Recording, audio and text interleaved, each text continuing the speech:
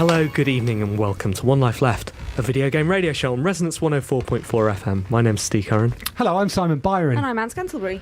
Welcome. How are you guys? It's good to be back. We haven't done a show together for a while, have we? It's been a while since we were all in the same room. I was off last week. You were off the week before. Anne, you've been soldiering on. I've been soldiering on. I'm always here. Okay, Although, I did put in my request a little while ago. Not request, demand for some time off. I need to be free, Simon. You need some holiday, do you? Yeah, I've accrued quite a lot, I think. Time in lieu. Yeah, so I'll be taking that in a couple of weeks. Are you? Will you? I will actually, yes. As head of HR, it seems, the only one that ever turns up to anything, I will be taking time off. I think that's fine, but I'm head of recruitment and I'm looking forward to auditioning some replacements. What are you doing? Going to Oslo. Are you? Yeah. What for? Just a nice little holiday. See. It won't be nice. It's so expensive Exactly. there. Drinks. You'll think it's nice, and then then you'll see the bill. It's fine. It's lovely though. It's a lovely lovely. place. What games companies are in Oslo? I don't know. Listeners, what game? Well, I'm just wondering companies if are in you Oslo? can expense any of this. Oh yeah. Get it on the resonance dollar. Yeah, I know that they love it when we send our receipts, and they do send them back just with LOL written on them. That's weird. They do love us a lot. So, have you had a good week? Excellent week. Got over my cold, though I sneezed 7 times before I left work. So, probably not still Does over that my mean cold. anything? Don't know. Some sort of ritual. What, is it but one now for luck, 2 Steve's for getting joy? ill. I'm getting ill. Okay. But that's okay. How are you, Simon? I'm good, yeah, good. Nice to see you both. Great. It's lovely. It's lovely to be back. You'd think we'd have more to talk about, given that It's been so long, hasn't it? Okay. Reaching the end of the year. It's been a long year, isn't it? I mean, It's going to be a long hour. Should we talk about? Thankfully, it's not just us here, though, is it? thank goodness. Who have we got, Luckily. Simon? We've got Kirsten and Jon from Sidekick Books. Hello. Not Psychic Books. Nope. No, although people have confused you with them before. Is there a Psychic Books? Are there a Psychic Books? We don't know, but presumably they do. They know us. Have you made that joke before? No. Do make it again. It's wasted on One Life Left. Thank you very much for coming in. Why are you here?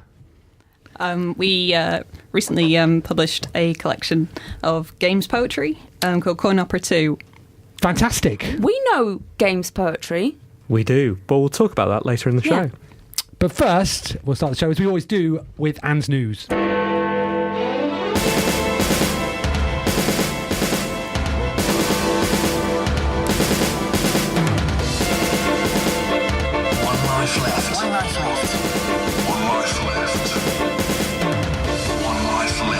Video game news with Anne Scantlebury. It's 7:04 on Monday the 17th of November. I'm Anne Scantlebury and this is the news. Ubisoft has come under fire following the less-than-perfect launch of Assassin's Creed Unity. The developer has set up a live blog covering the work it's doing to fix bugs in the game and the patches it's putting out. It's also made the decision to offer early access to some of its games in the future to avoid this happening again. Looks like Ubisoft is coming down Ubi hard on bugs and glitches. Doesn't early access make it worse? It does, doesn't it? Yeah. I guess, though, you could... what the point of that would be was like, but guys, you should have seen what Assassin's Creed was like ages ago. Like, it was rubbish. It used to be just a blank screen. Exactly. So now the fact it's just awful, you should be celebrating. What a ridiculous thing. Interesting this, though, of course. It's gone in at number 1, hasn't it? Yeah. Charted today at number 1 in the old charts. It's done well. It's done well, hasn't it? Despite the fact that no one was allowed to review it. I mean, presumably because it was so awful. Is that's not normal, is it, to have a review embargo after release It's date? currently not normal. Currently. Oh. No, it's currently not. But, like, they got in at number 1 and, But what's the point? Like, well, actually, before it's launched, shouldn't it be a preview? So basically they just said no previews. No, they gave out finished code, which obviously isn't finished yet, but code that they shipped, and said that people couldn't publish reviews, couldn't score it until the afternoon that it was out. So, yeah, but it still goes in at number 1. So what does this prove? People just really like that game and will keep buying that game regardless of whatever. Yeah. But that doesn't mean that'll work for all other games. I bet you see more people try it. Okay. I've seen how much? some game sites like Loads. Hasn't Kotaku pulled away from the idea of doing reviews up until, maybe weeks after the release date. Recently. Yeah, I mean, Polygon tried something interesting, didn't they, where they kept adjusting their score depending on what the game was currently like. How they feel when they get up in the morning. Well, this is it. Well, because they were caught out by the SimCity reviews, weren't they, where their scores were like, oh, yeah, it's brilliant. And people went, hang on, it doesn't work. And they went, oh, no, it doesn't work, it's bad. So I think people are changing their policies and... I don't know. I think what is going to have to happen is that it would be great if the press can get agreements from any publishers that intend to set embargoes very early on so that they can adapt their coverage according to it. I think the problem with Assassin's Creed is that everybody covered it as if things were going to be as normal. So they previewed it and said, oh, it's looking great. And then all of a sudden they went, well, hang on a minute, you can't actually review it until the afternoon it's out. And they went, but our hands are tied. And then you get the other situation where Videogame who are making a habit of this brilliantly are, because apparently they appear to be blacklisted by several publishers.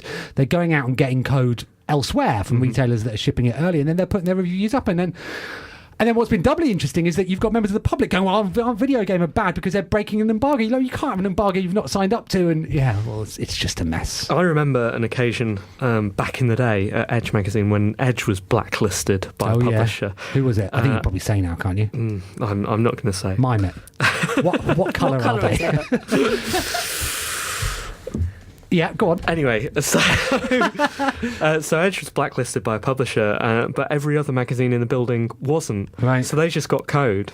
So all that we did was wait until everyone had gone home and went and got the code from other magazines' desks. That's why you were paid the big bucks, wasn't it? Sony has announced PlayStation Vue, a new cloud-based TV service. The service, which is to be launched in beta this month, will combine live, on-demand and catch-up TV. It will be a magical thing that will recommend you movies and let you watch TV that was on TV 3 days ago. Sony hasn't announced the price yet, but has said that following its launch on PlayStations 3 and 4, it will be available on iPads and other Sony and non-Sony devices. If you're hoping to do some extra reading around the subject, please be aware that Sony has spelled the word Vue as V-U-E. V-U-E. Yeah. Wait, that's the name of that cinema chain, isn't it?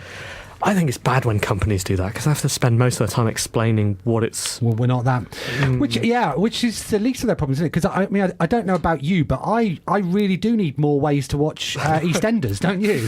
Super important. Yeah. You can watch it for three days afterwards, no hassle whatsoever. If you tag a programme, you can watch it for 28 days afterwards. Right. It's like, it sounds magic, and it's going to suggest things to you. It's basically going to become a friend. I just watch EastEnders and The Walking Dead. Do you watch EastEnders? I do watch EastEnders. What did you think of the Children in Need? Stuff? Now I accidentally caught some of that over the weekend, and I turned it off immediately. I don't, I want my drama to be. I don't want to see Satan. You don't want charity in your drama. Well, no, but in EastEnders, Alfie doesn't jump on a car and do grease lightning, as far as I'm aware. I mean, I've not seen it.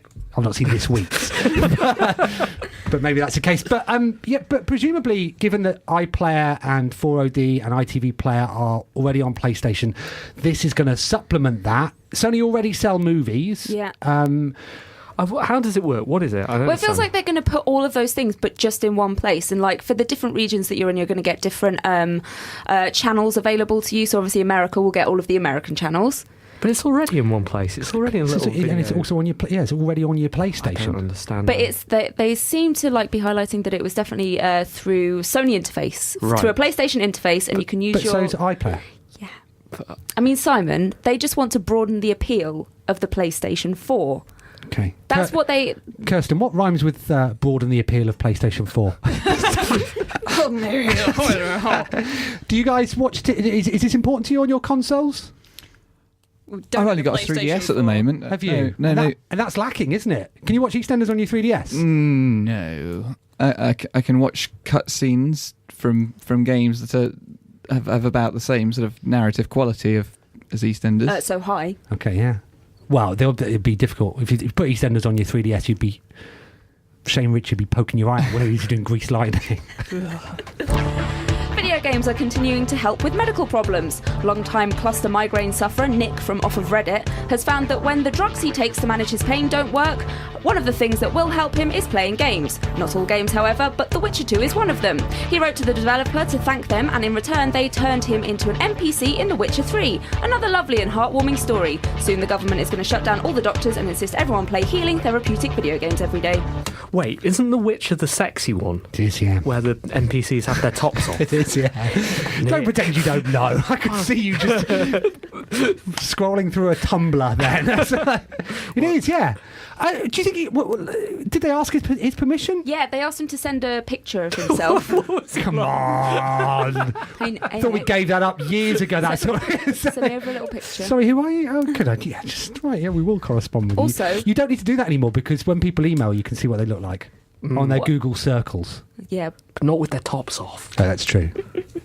Do you think they asked him for that? I mean, I've seen the NPCs and they don't have their top off, but I don't know. Maybe in game there's an NPC thing where you like maybe he's just Don't pretend there. you've not played it, Anne. All he does is just take his top off. That's it. Right. I mean, that's not true. Could be true. It is nice to know that the basis for a news story now just has to be one person. What's happened to one person? Well, it's what we did last week. I thought I'm following a theme of PR-led. Medical-based stories. So do you think that was PR-led then? So do you think he got migraines? Yeah, I think that's true. Okay. But I think that the developer, whilst being lovely, was also, doing it for cynical reasons. Got the smarts. They got the smarts. Do you like... Is this for The Witcher 3? Yeah. Do you like the look of it? I don't really know. But if I ever get a headache, I know what I'll be playing. Right. Everybody batten down the hatches. A North American World of Warcraft server has been the subject of a DDoS attack. The attack was bad enough for Blizzard to acknowledge it on its forum. The origin of the attack appears to be in China. Some players, fed up of waiting, appear to have started petitioning the American government for aid. This seems totally reasonable and is something One Life Left intends to do next time it is kept waiting on the phone, to the bank, listening to tinny versions of Bryan Adams songs. I.e. Bryan Adams songs. What?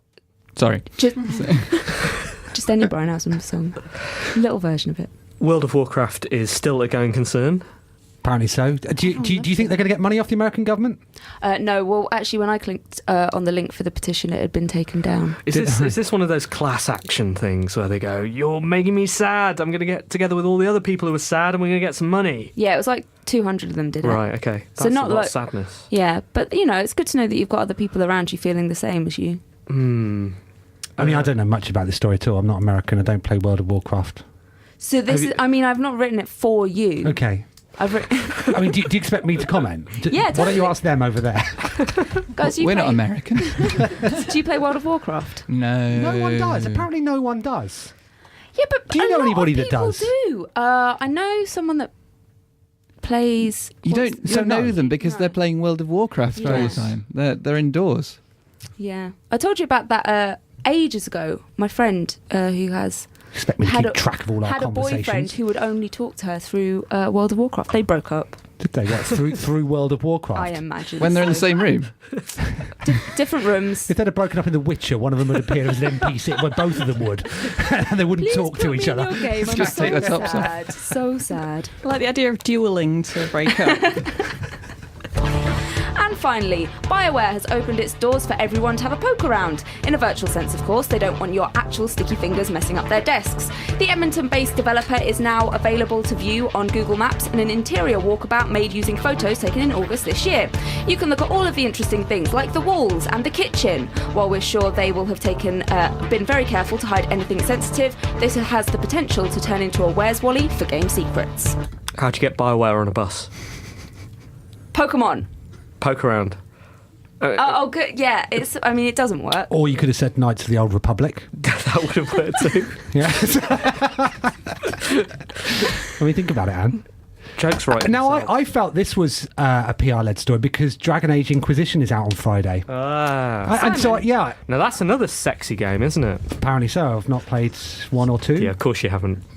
Too busy playing The Witcher 2. Exactly. with my bottoms off. Did you go around BioWare's offices in Google Maps? I did. Did you? No. It was just... I thought, I was walking through the kitchen and then looking at where the people were and then seeing if you could see anything. And I was like, well, of course you're not going to. They've they would have hidden everything, wouldn't they? Could you see anything? Couldn't see Dr. Greg Zeschuk, though, could I? Oh, no. Why? Because he's not there anymore. Exactly. Where is he? He's making wine, isn't he? Oh, yeah. He's outside, rolling around with a bottle. Let me back in. I thought it was a nice idea. I mean, hopefully... Do you think we should do something like that for the studio? What, for our office? Yeah. Just put it on Google Maps. Let's put the studios on Google Maps. Well, how do you get stuff on Google Maps? It's probably a selfie stick thing, isn't it? Just spin it around. Well, yeah, we can do that. Perfect. Actually, we could do one of those 360 photo things, couldn't we? And then you could watch it in Google... Oh, yeah, Google Cardboard. Panoramic. Google, Yeah. Google Cardboard, Yeah. and it'd be like people were here. Would be so cool. We'd be in the future. Do you remember Whilst when... actually in the present. Yeah. Then how do you get it into Google? Do you just send it them? You in a box? Pokemon. Just say. Thanks, Anne. One Life Left video game news with Anne Scantlebury.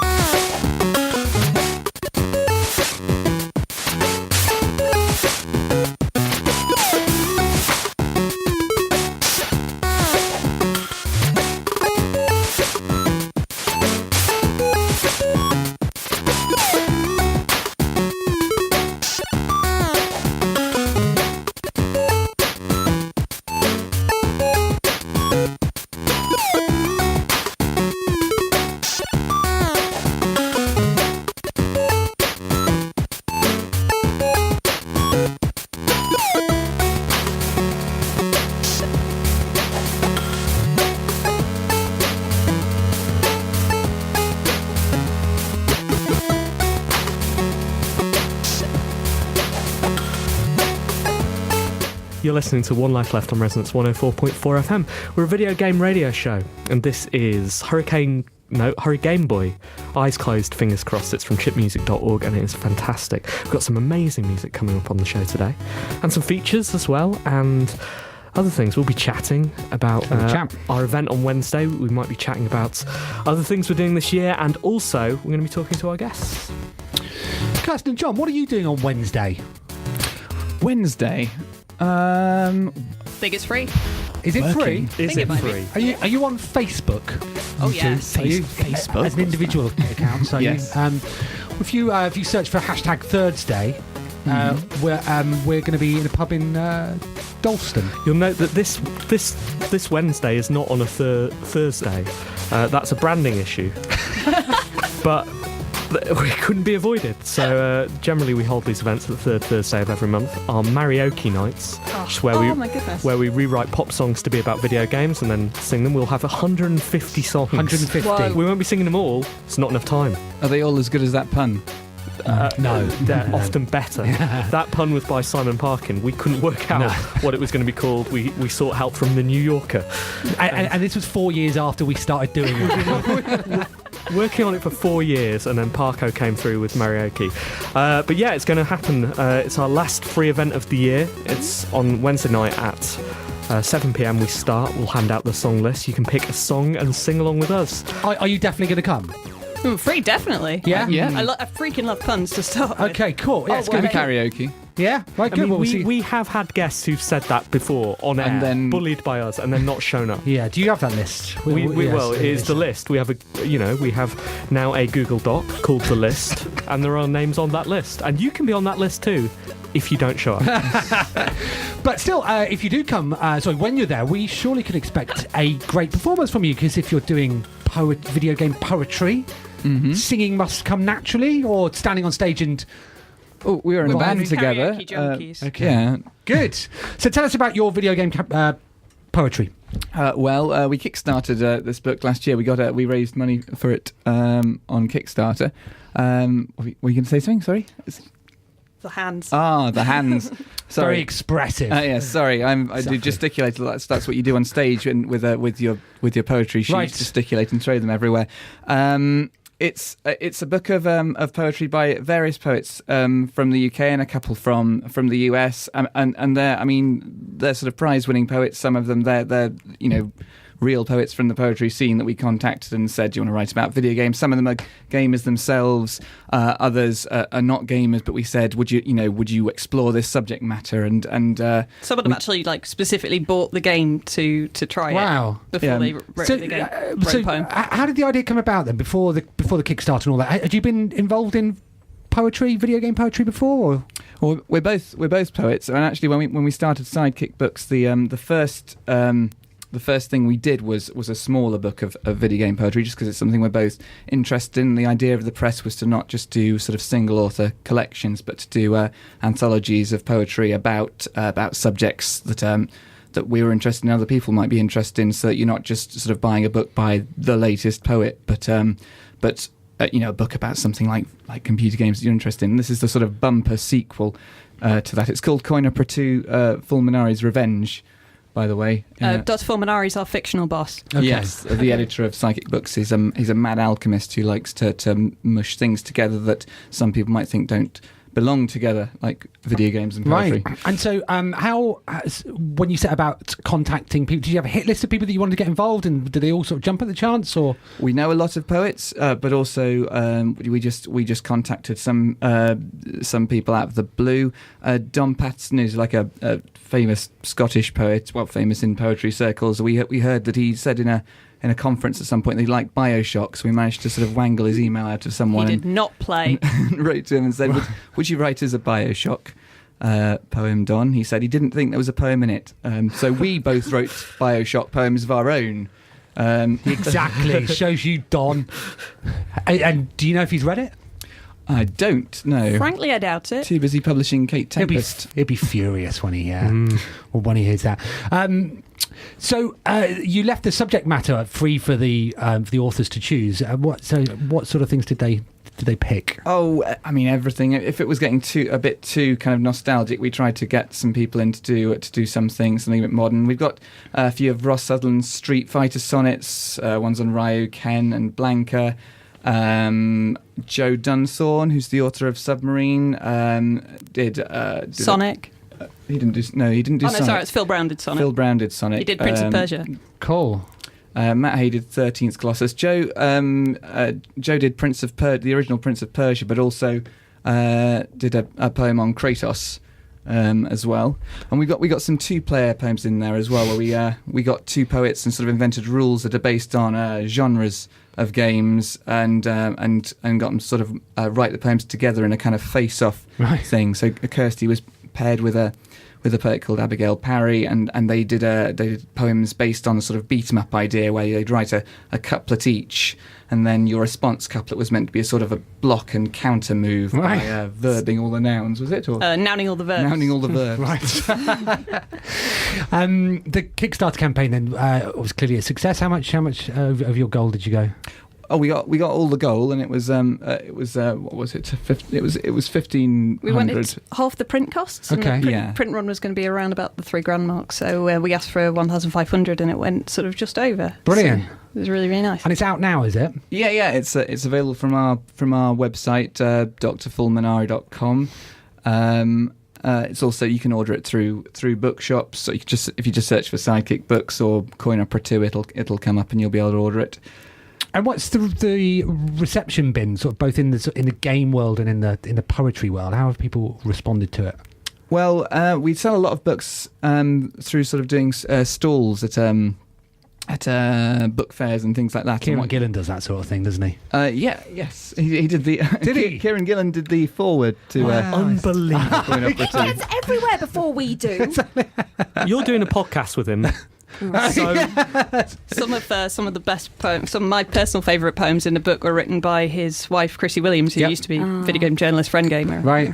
#Gamergate. Exactly. Nepotism in the video game poets. And in terms of reaction, what you get at the book fairs occasionally is people sort of wandering idly around, and then their eyes fall on it, and they say, I've got to rush out and get some money out of the bank to buy this. Excellent.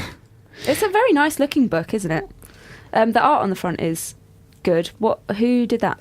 I did that, although it actually comes in 2 colours. We did it like a Pokemon Black and White edition. So there's a white edition as well with art by my brother, Mike Stone, and this one was by me. This version I'm showing you, actually, you can't see it on the radio, but the it's got this hot foiling, but I've got a particular edition that they sent that where it's slightly off, so that should all line up. Worth more. You can't see. Very rare.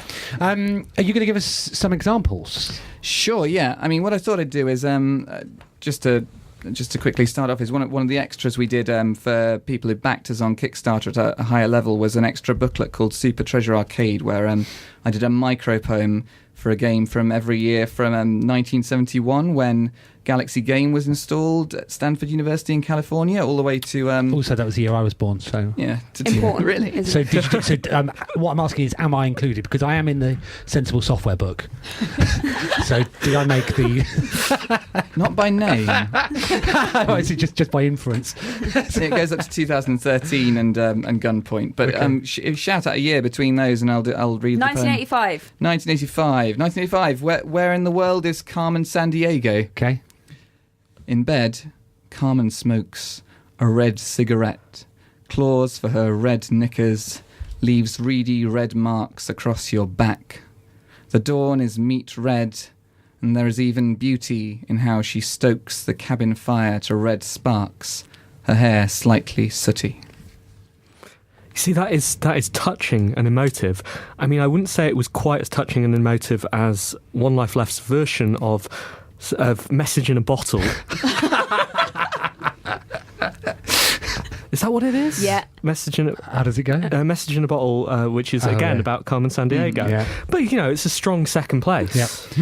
I'd like to hear that. You will do. Yeah, on Wednesday. You can sing it. Make it your own. What about 2001?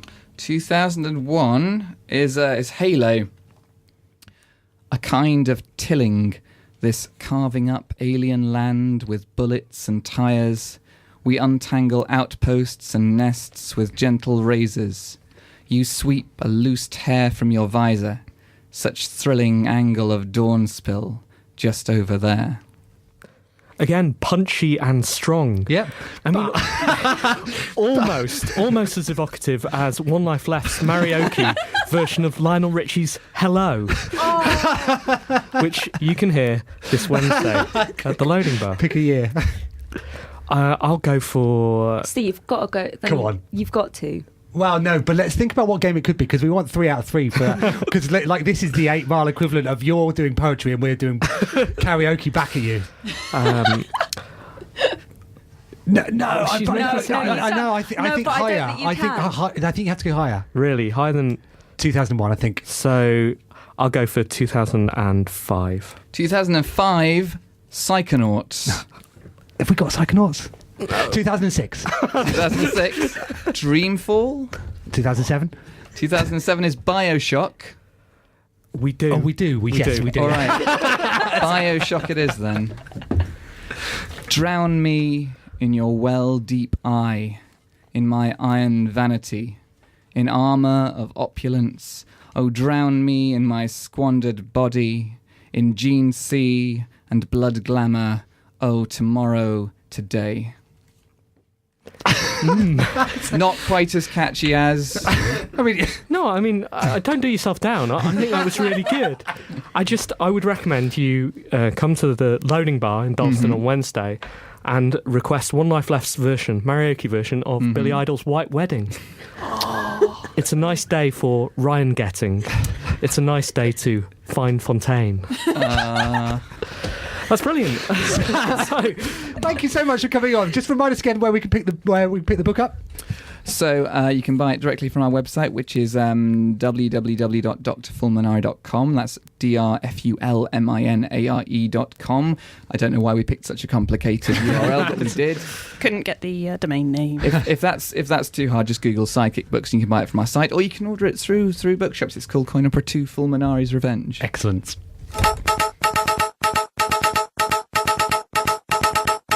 Hello, I'm Sega Badawi, and welcome to One Life Left Local News. We have had an exclusive interview this week with the character comedian Parappa Laughs. the self-proclaimed dog's dog, has been under pressure over his sexist and offensive act, with his TV show recently being axed. Numerous venues have also pulled out from hosting his tour after local protests. The final blow was when he made disgusting comments to a sheep who was at his most recent gig.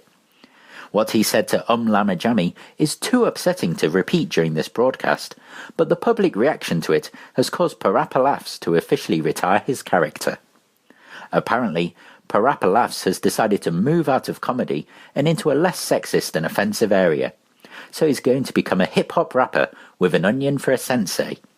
If the onion peels itself, then his eyes will get proper moist. Thanks, and back to your usual programming.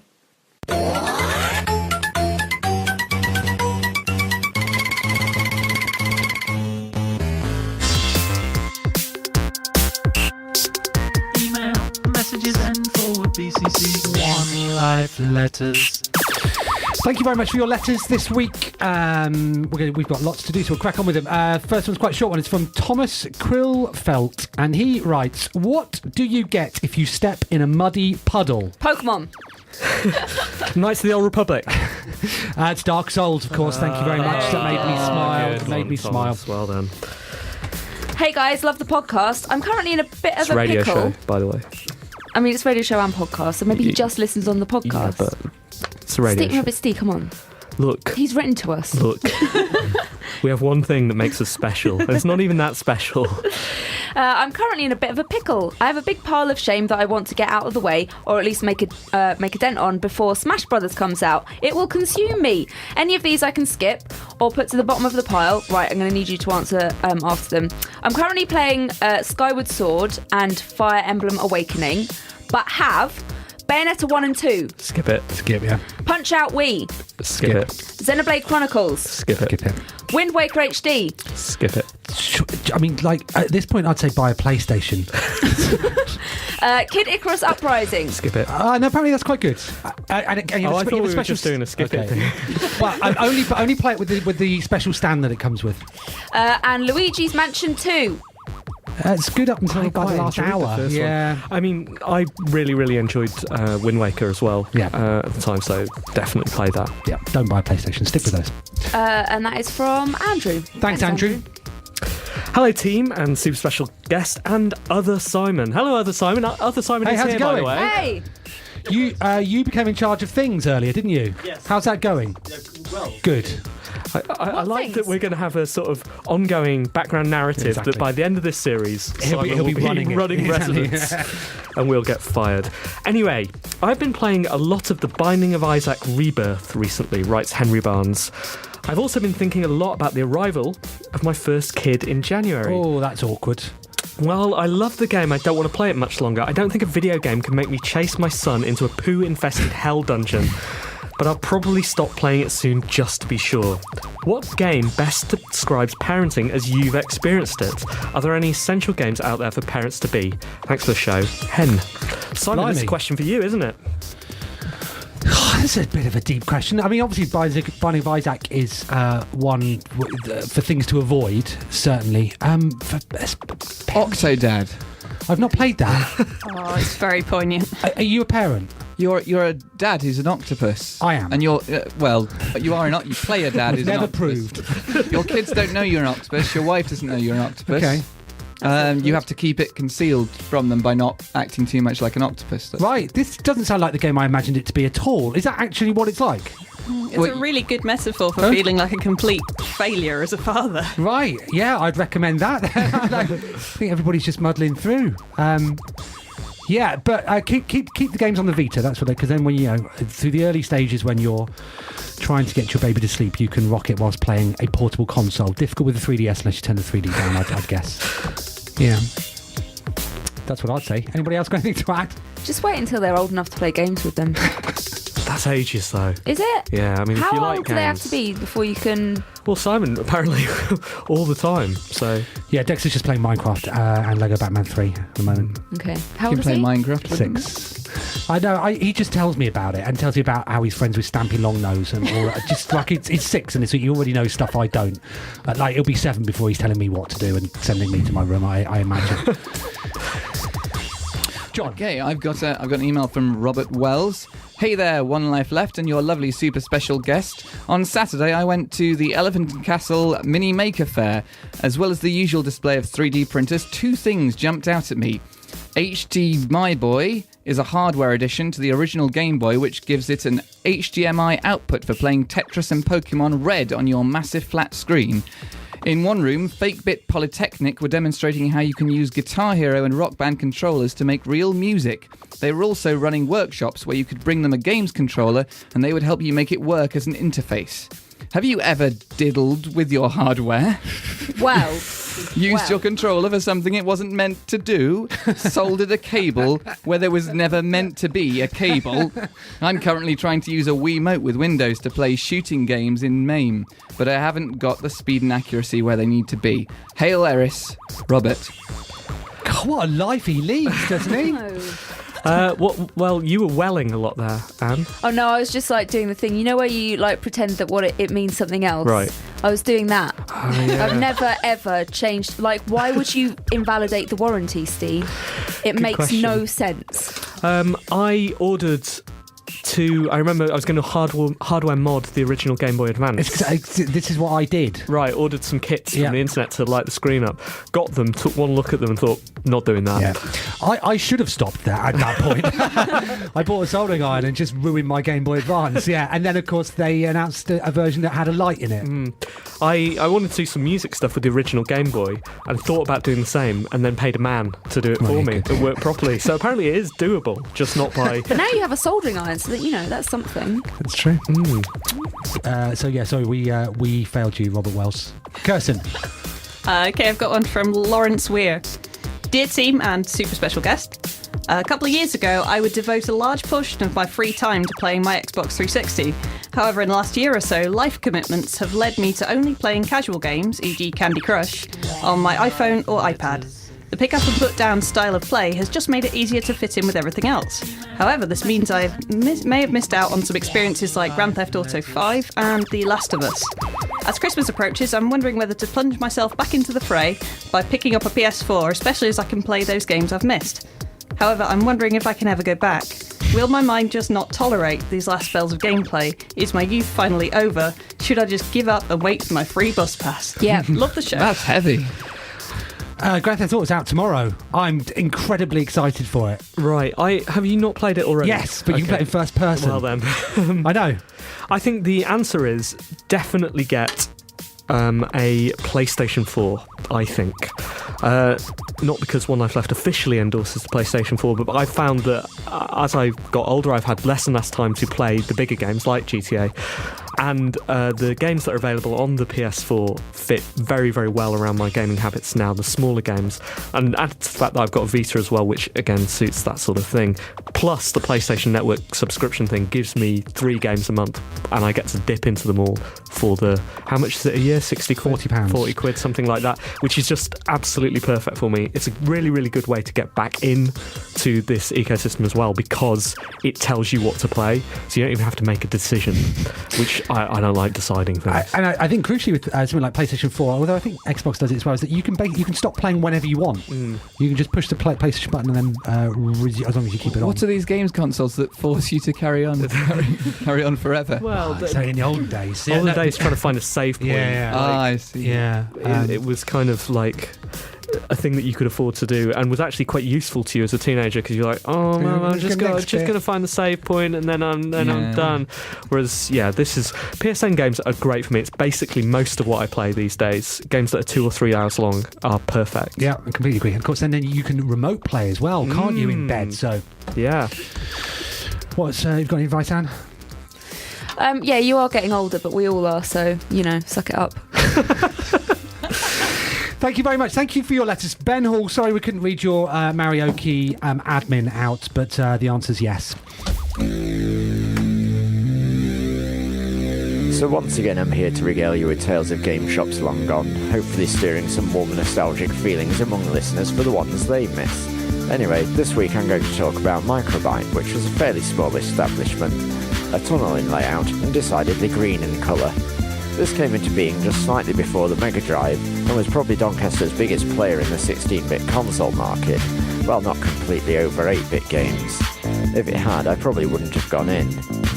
One thing that kept me going in was that it had a Mr. Do arcade machine, which I really rather loved playing. Again, school dinner money being put to good use there. Another was seeing the exciting Mega Drive game demos or track screens or whatever you want to call them. Sometimes if you were lucky you could actually get a go if you waited long enough, and the controller was out. There were obviously huge numbers of kids wanting to have a go. The game I remember most significantly is the Killing Game Show. If I remember rightly, it was retitled Fatal Rewind here, so it must have been a super cool and edgy import. Certainly felt like I'd stumbled upon an exciting video nasty or something. The final most interesting thing is that I had a free games magazine available in store called Freebind, and later Freestyle. It was about A3 size and probably around 30 pages. It rated games from bronze to gold. Presumably bronze was the equivalent of 73%. They did stress though that even if games weren't featured in what ultimately amounted to a long series of adverts, they were probably still worth buying, but they didn't have time to review them. It was a pleasant enough read, and it rated Spectrum Game Chase HQ far higher than the Atari ST version, which pleased me no end. The shop disappeared before the PlayStation came on the market, and its place is now a pub. Quite a nice one actually. Anyway, join me, Derek Williams, for more free market economy nostalgia next time. And also thanks to Nikki Never of Terrorbird for playing the Korg Poly 6 on this track. Take a listen to her music at terrorbird.bandcamp.com.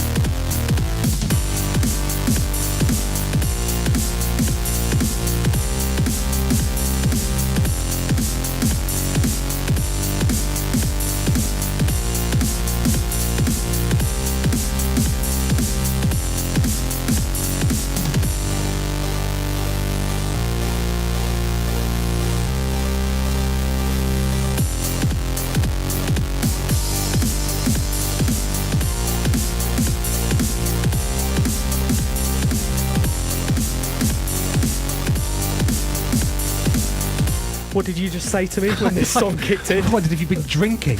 Yeah, it's all gone a bit... What's going on? We're having a party. It's all It's gone a bit bang as a clock, isn't it? Get out your glow sticks, Simon. Okay. Don't really. This isn't The Witcher. So What do you think a glow stick is? let me turn that round. What do you think a glow stick is? Well, We're having a nice time today, aren't we? Yes. This is One Life Left on Resonance 104.4 FM. We are a video game radio show.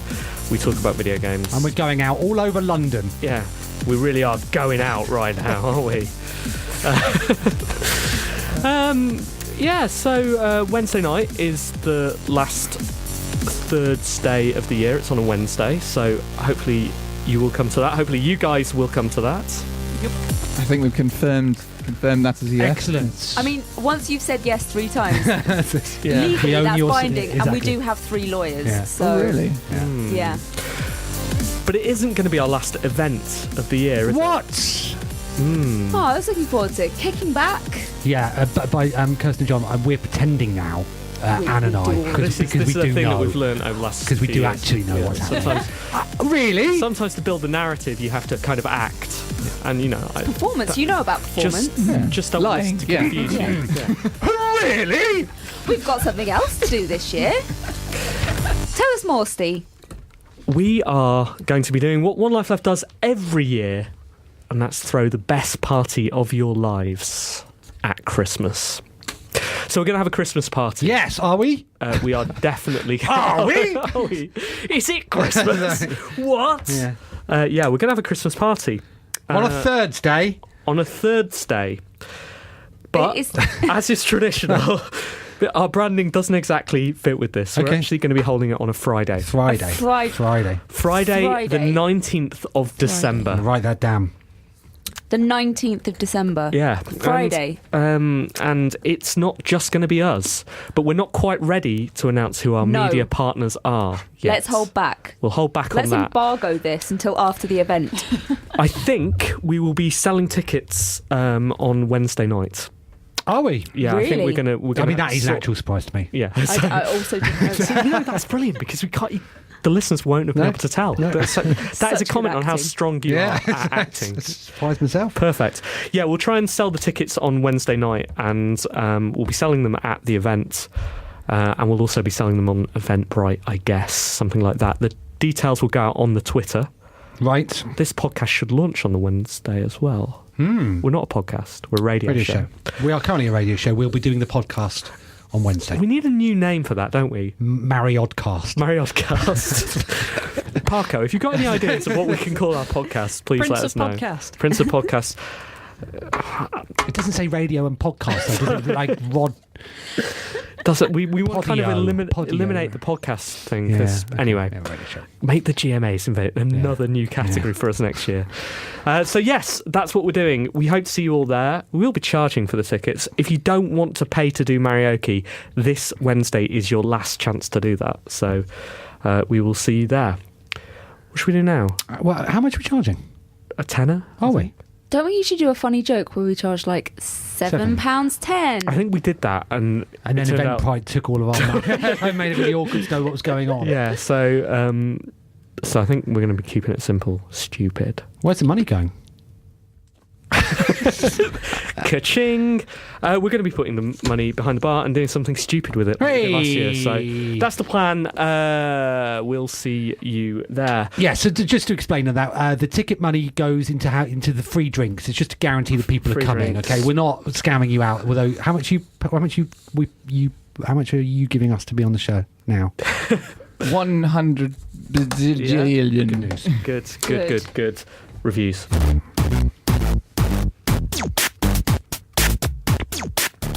This is One Life Left's weekly reviews segment where we look at the latest video games and assign a numerical value to them.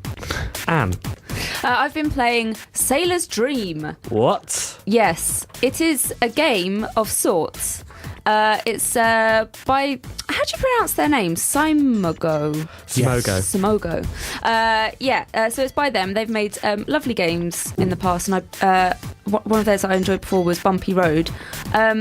This game is more of a narrative exploration and an experience. Oh, it's one of those, is it? Yeah, It's a yeah. walking simulator. Well, yeah, but you don't really walk, you just sort of drift. Drifting simulator. It's a drifting simulator, but it's very good because it's on iPad and iPhone. And What so are these people doing to my hobby? I love video games. they're extending it and they're giving you new and exciting ways to hear Oh, you stories. must die. Oh, you're well. Well, I'll take that on board. Thank you. It's lovely. It's really, really beautiful. It's very, very atmospheric. You're sort of getting a lot of different information about different characters in different ways. But there is like a bit in it which is songs and messages that you learn other stuff about.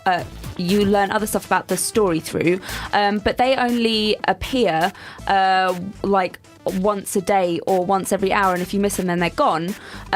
So it is quite an interesting way. I feel like I've maybe missed out on a couple of things already, and I don't know whether they come back. I assume they must do. They can't have infinite stuff. What, in infinite actual real hours. time, like Animal Crossing? Yeah, like in like every hour, apparently, like a new message will come up, but maybe I've just not been playing on the hour.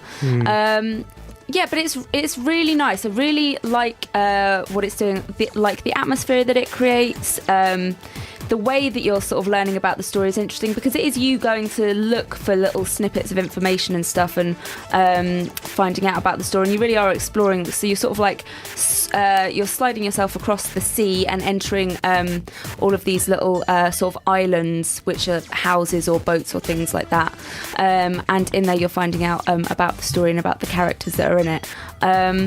There's something that is it has a slight disconnect, and I don't know if that's because this is a really new way, and I don't have the skills yet to get the most out of the story, because it is a really new way of telling stories. But I find it super interesting, and so I'm going to I do back what they are doing. I think it's really nice, and I would like to see more of this kind of stuff done, because I think as people learn how to tell stories in this way and make it more interactive, it'll be more interesting. So I'm going to give it 7 out of 10.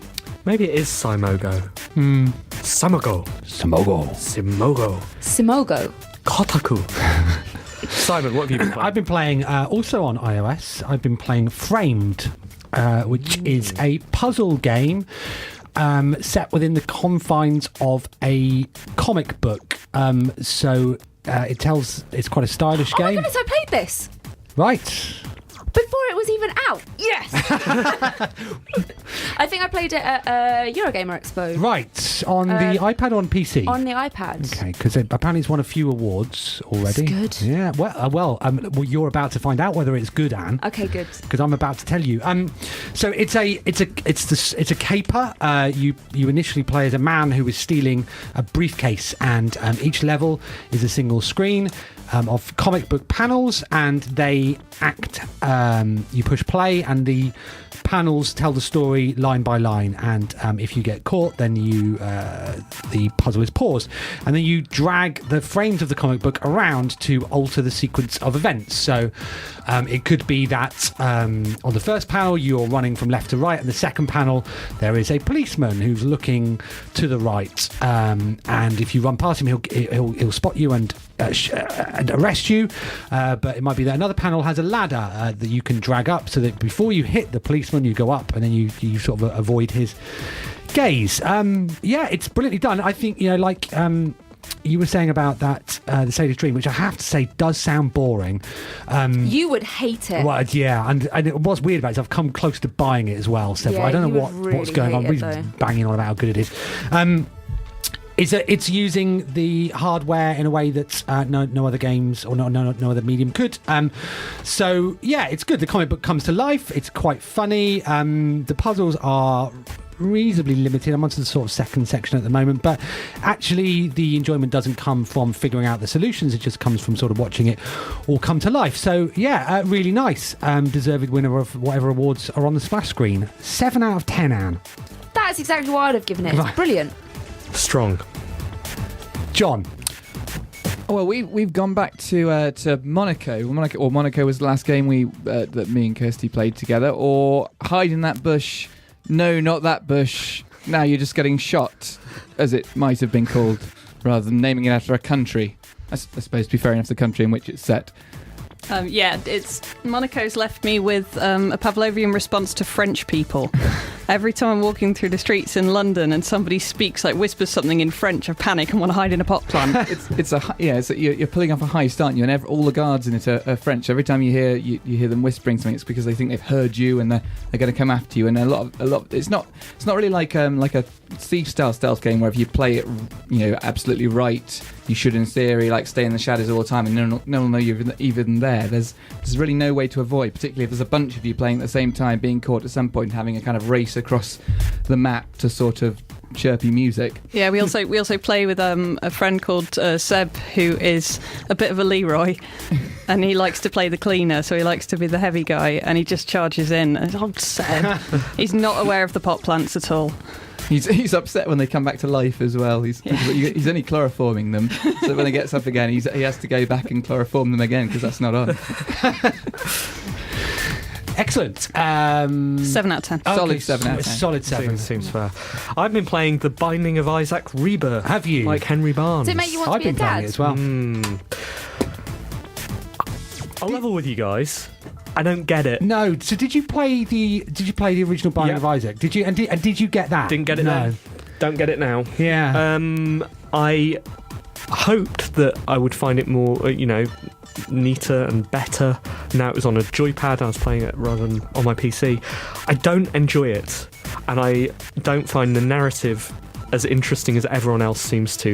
Parko gave it a glowing review. I saw. I think he had a troubled week. childhood. Did he? That's the only answer. Do you think that's the issue here? Yeah. That I'm just fine. If you don't enjoy The Binding of Isaac, basically you're just fine. And if you do, you should take a long, hard look at yourself. I don't find it satisfying in any respect. I find it a little bit... I don't find the controls very tight. I don't think it's a very good twin-stick shooter, or, it sits in that genre, even though it's not strictly that. I think the roguelike elements are interesting, but to me it reminds me of Rogue Legacy, which is another game that everyone else loves and I don't. And I think Rogue Legacy is a very weak Castlevania game. If you stripped away the roguelike elements, you would be, have a worse than mediocre platformer.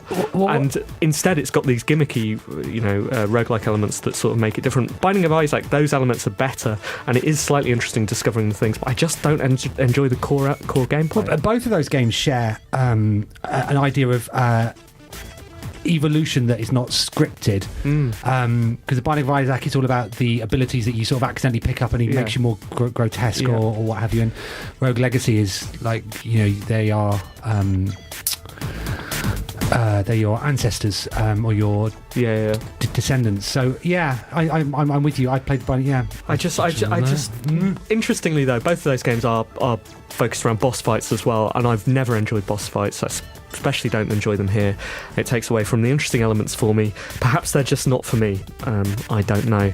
Either way, I can't really give it as glowing praise as everyone else seems to be. I have to disagree with Parko and give this a 7 out of 10.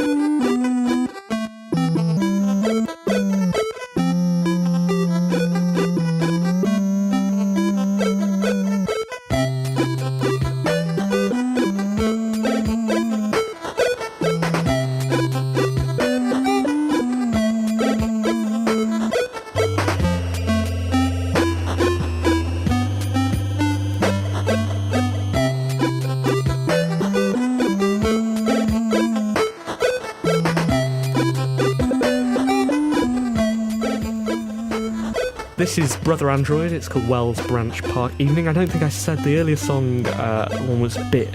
Was that the one that was a banger? Bit of a banger clock. That was fantastic, Mr. Lennox, Hoaxtown. All of the songs today have come from chipmusic.org. You should go there and explore.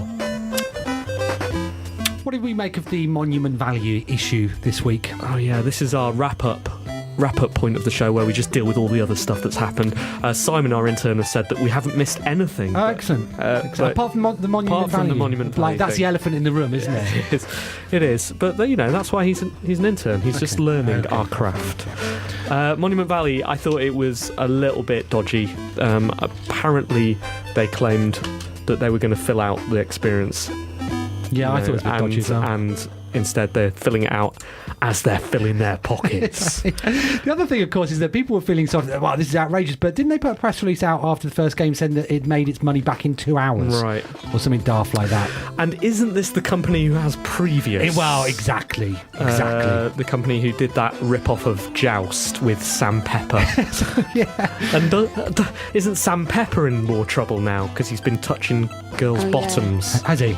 Yeah, but you can't blame them for that. And that's Monument. No, the girls. That's Monument Valley's fault. Well, I wasn't blaming the girls. No, of course not. No, I'm saying you can't blame other people for his actions. If they'd not helped him, I'm not linking Monument Valley to the touching of girls' bottoms. I'm not doing that. But have you ever seen them in the same room?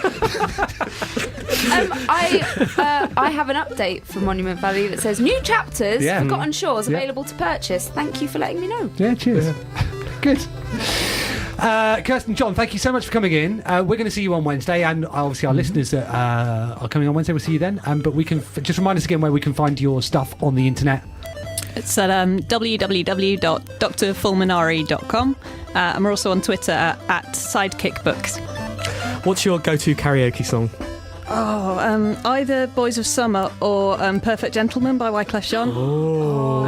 And mine would be Gene Pitney's 24 Hours from Tulsa. Don't have any of those. No. Do you have poems about them?